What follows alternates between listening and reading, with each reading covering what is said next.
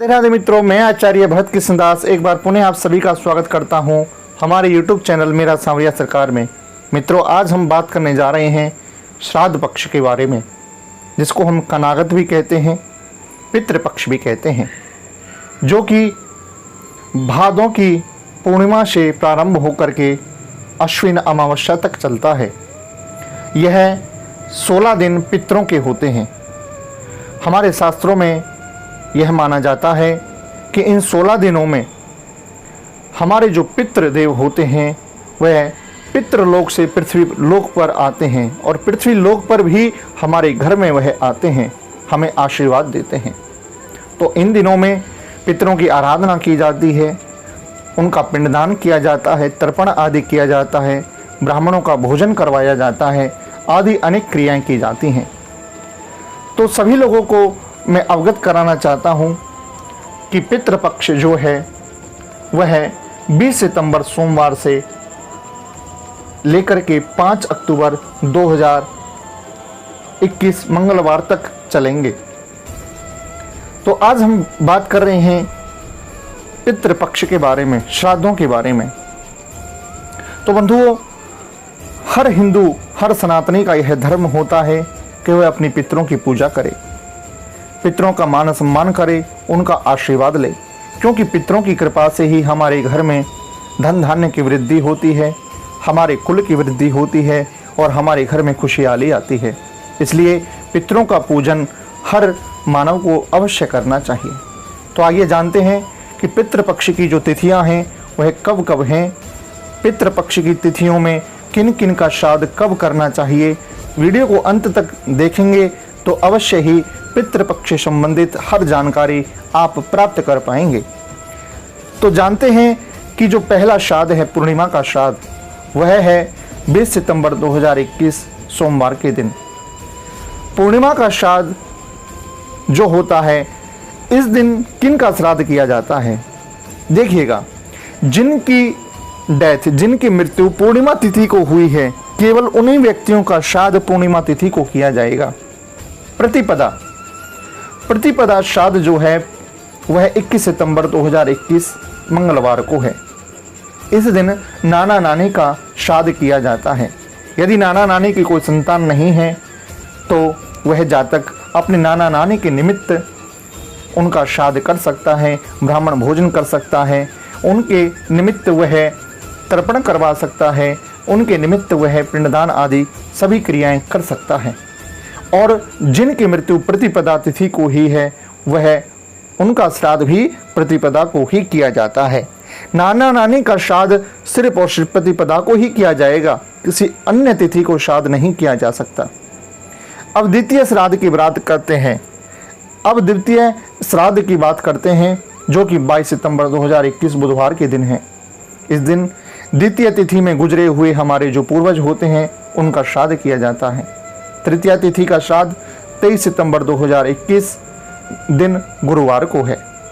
इस दिन तृतीय तिथि में गए हुए सभी बुजुर्गों का श्राद्ध किया जाएगा। चतुर्थी श्राद्ध जो है वह 24 सितंबर 2021 शुक्रवार के दिन है। चतुर्थी तिथि को जो हमारे बुजुर्ग अपना शरीर त्याग करके गए हैं, उनका श्राद्ध चतुर्थी तिथि जो कि सोमवार को, शुक्रवार को है, चतुर्थी तिथि जो कि शुक्रवार 24 सितंबर को है, किया जाएगा। पंचमी श्राद्ध 25 सितंबर 2021 शनिवार के दिन किया जाएगा। पंचमी श्राद्ध उन व्यक्तियों को तो किया ही जाएगा जिनका देहांत पंचमी तिथि को हुआ है। उसके साथ साथ हमारे घर की जो अविवाहित जो लोग होते हैं, पुरुष लोग जो होते हैं, उनका श्राद्ध भी पंचमी तिथि को ही किया जाएगा। षष्ठी श्राद्ध जो कि 26 सितंबर 2021 रविवार को है।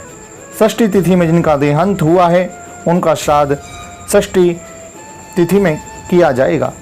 सप्तमी का श्राद्ध 27 सितंबर 2021 सोमवार को है। सप्तमी के दिन जिनका देहांत हुआ है उनका श्राद्ध सप्तमी तिथि को किया जाएगा।